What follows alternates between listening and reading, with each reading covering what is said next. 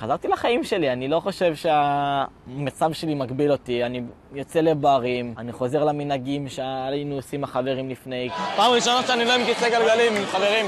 יאללה חבר'ה, בחיי, שנמשיך לשרוד אירועים.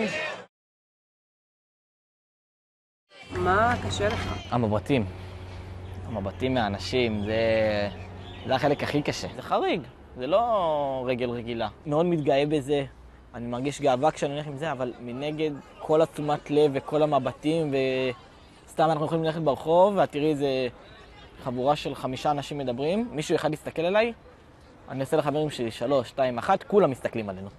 כאילו הוא לוחש להם איזה משהו, זה משהו שאני לא אוהב. הופה, הופה, הופה. זהו, יאללה. נראה לי הריגוש האמיתי יגיע כשאני אעמוד בלי כלום. כאילו, ככה, אבל גם אני אלך. שיהיה לי אישור ללכת. כאילו, וואו.